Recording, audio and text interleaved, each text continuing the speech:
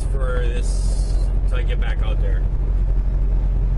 I know that there has been a driver hired. It's a woman, and she was actually going to be starting, I think, Monday or something like that. But we had an issue with the trucks and short on trucks, and so the option was to jump back into Big Blue to make this run that I was on.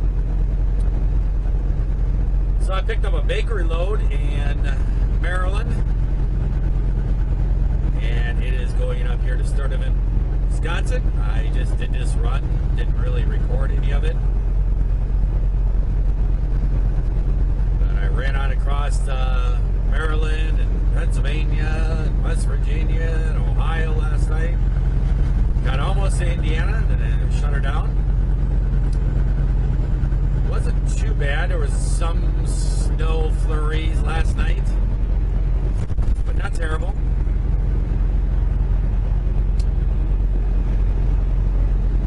And then I went to sleep and I woke up and there was all kinds of snow. That was just before Indiana and Ohio. But it wasn't too bad. Ran a little ways, about halfway across Indiana, and I ran out of the snow. And it's pretty much just been this here. So this is nothing at all.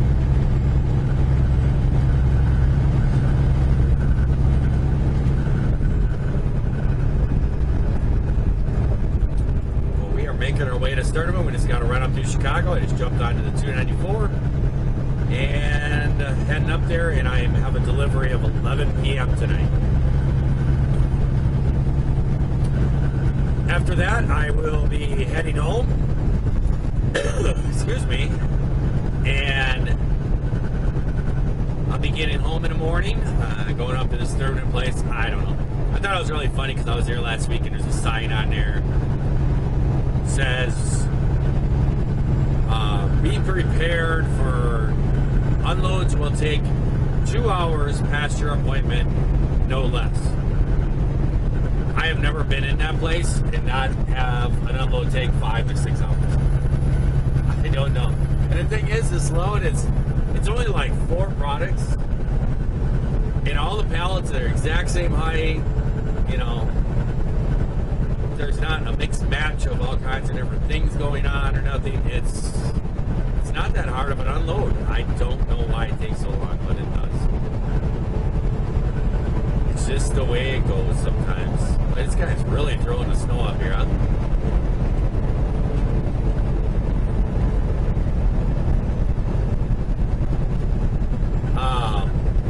I know I've had people in the past send me like links to videos or pictures of snow removal equipment at shippers or receivers or something like that, where you drive the trailer underneath and it knocks the snow off the top. And yeah, those are really cool.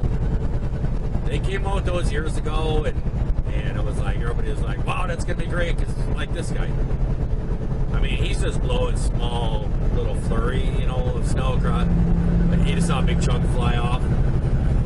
But I mean, sometimes these guys got 2 or 3 feet of snow on top of their trailer. They actually go underneath like overpasses and stuff and hit that stuff, and big chunks fly off, you know, in cars and stuff. But people have sent it to me. Have you seen these? You know, these are a great idea. They are. The only problem is they put those things in a lot of times at shippers and receivers now. But the thing is, they don't let anybody just use them. I thought I was finally getting out of there, but they only let their yard guys take, I think, their own company trailers through. I don't know why. I would think that it should be something that it should be available, but it's the way they do it, you know. But I will be home by morning time, and I got a few things to do. I got to do some laundry stuff. Last time I was there, I was just in, out, in, out. So so I didn't really get a lot done.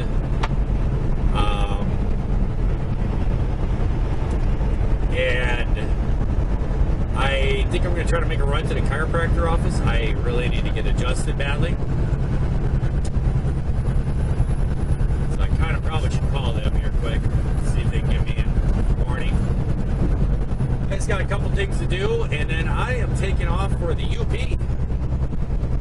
I'm heading up there, and on the way up, I'll probably stop and pick up the rest of the kitchen cabinets, a couple other things that I'm in. But I'm not going up there to do a bunch of work projects. I'm actually going up there to play.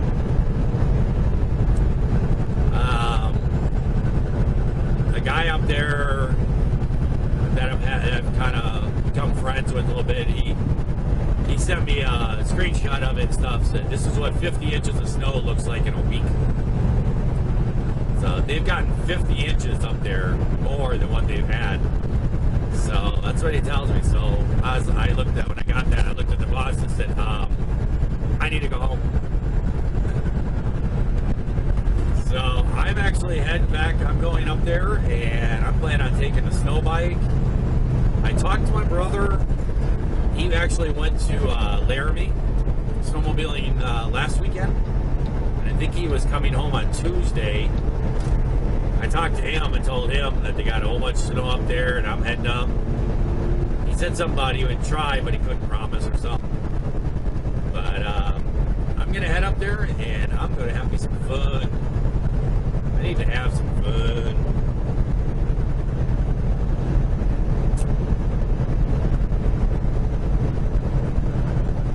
That's all there is to that.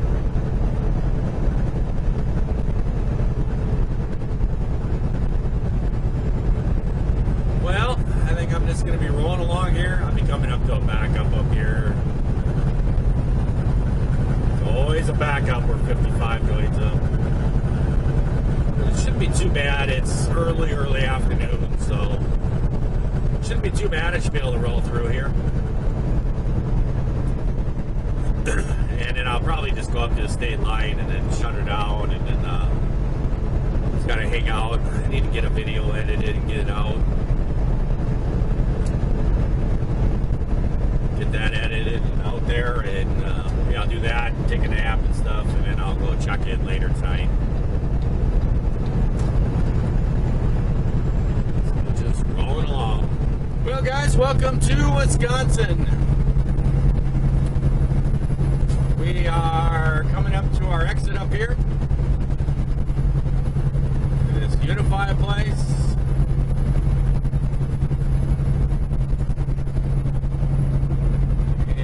Jumping off there and running over to UNFI. I'm like 2 hours early for my appointment. I'm hoping, fingers crossed, that they're going to take me in a decent time here and I'm going to be able to get out of here. I will install a picture right here. That's the house up in UP. Tracy actually rolled in there tonight. She's actually there, and she is. She got up there because I need a couple measurements for a couple things for me for on the way up, and she got up there, and there is that much snow on the roof, guys. I had that roof completely cleaned off when I left. She's like, the snow is crazy. How much snow there is. So I'm really excited to get up there. I mean, I'm going to tell you right now, I'm going up there to play. That's all I'm doing. I'm only taking 2 days. I'm heading up there tomorrow night. I'm going to go snowmobiling on Saturday, Sunday, and then I got to head back and I got to load on Monday. I'm just taking a couple days off. And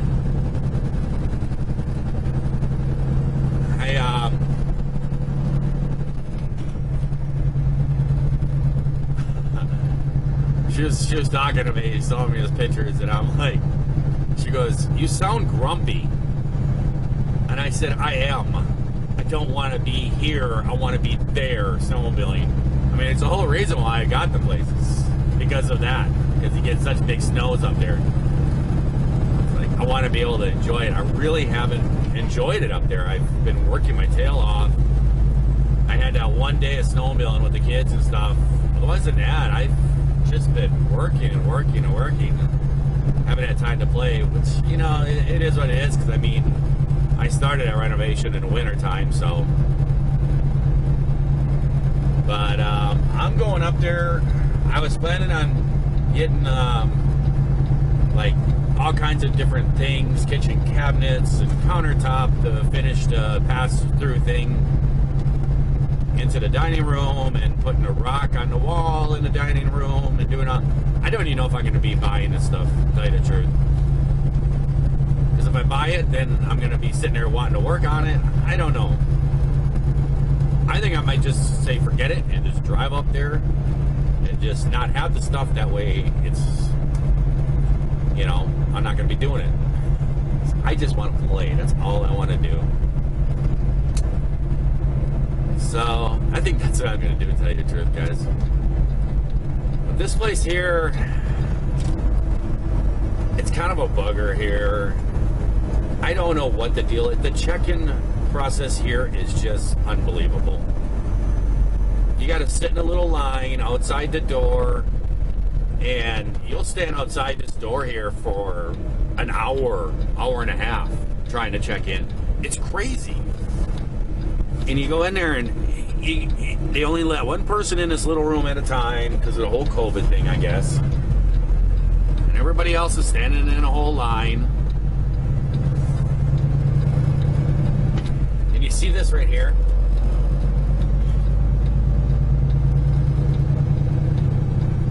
Do they have this blocked up here? But these guys all get in line to go in here. Whoa, car. You can't get through.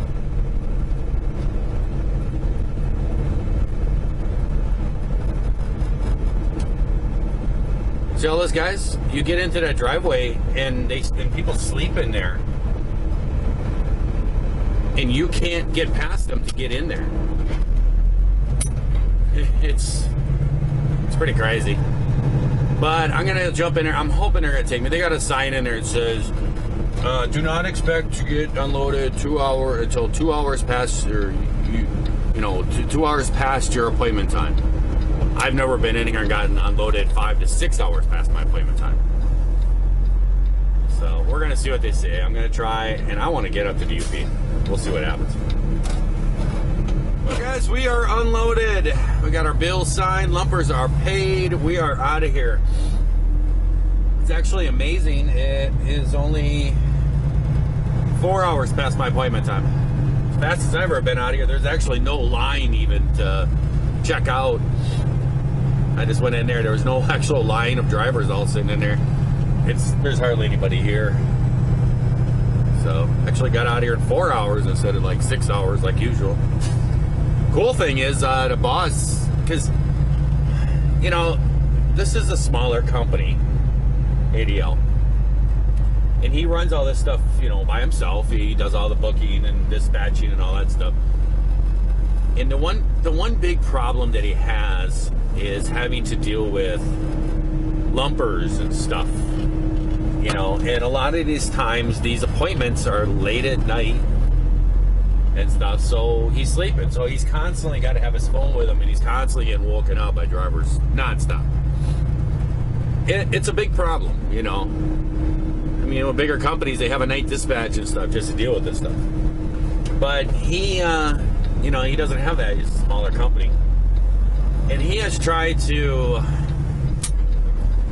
switching over, because we use a check method to pay for lumpers.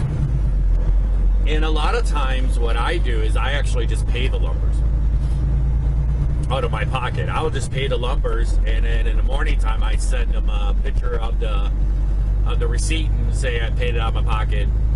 And that way I don't bother him at night. He's got to sleep too, And it's all good. I mean, he always pays me back. Never had a problem with it. But a lot of these places will not accept cash. And that's one of them. They won't accept cash there.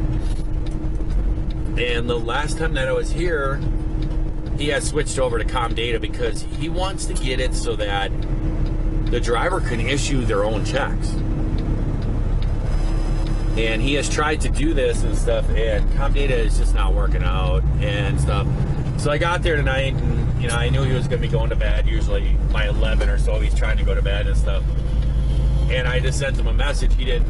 Usually what he does is he gives you a code, and it'll say good for up to $500 or whatever.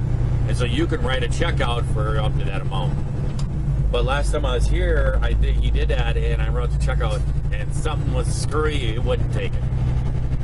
And never had a problem with him with a check not working or something. Never have had an issue.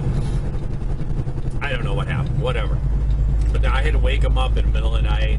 Dude, check's not working. And then he was like, well, okay, I don't know what's going on here. Here's an EFS, because he still does the EFS checks too. So he issued it for an EFS check. Well, the problem was, it was like 10 below. And you had to stand in line to get into the place. And I had gone through the line already. Then they said the check wasn't good. So I had to go back in my truck, talk to him, get an EFS check, fill that all out, then get back. It was a pain in the butt. And I sent him a message tonight, and I said, hey, listen, how about sending him my code before you go to sleep? And he sent me a message back. He goes, I can do that in a bit. He goes, I've been having issues today with Comdata again. He goes, I'm not sure it's going to work. He goes, you may have to contact me for an EFS. And I was like, dude, I don't feel like sitting outside in lines for 2 hours here. Like, can't you just give me an EFS check now? And then he was like, well, it's got to be for the correct amount. It's got to be exact. And then he sent me a email, and he actually set me up so that I could authorize my own checks. And I looked all at it. And I had to put passwords and create a username in there and all this stuff. Basically, he gave me access to his EFS account. And I went in there, and I looked all at it, and I set it all up, and I said, I think I got it. We'll give it a try. Hopefully it works. And I just did. Oop, I gotta get over. I forgot this. This is a left.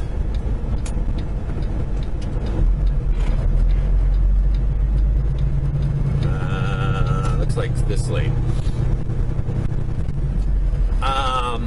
And I got empty. They called me, and I pulled over there, and I punched up the app he sent me to download, and went out through it, and put in all the passwords I created and everything, and it asked me amounts, and I went through and did it all, and bam, it issued the check, and I went in there and gave it to her, and it was all good. I like that. I'm gonna actually talk to him and tell him, dude, why don't you just, like, every driver do that with them, set up their own EFS account and put $1,000 in there. And each driver, he trusts me. He's even said this in the past before, that he trusts me and stuff.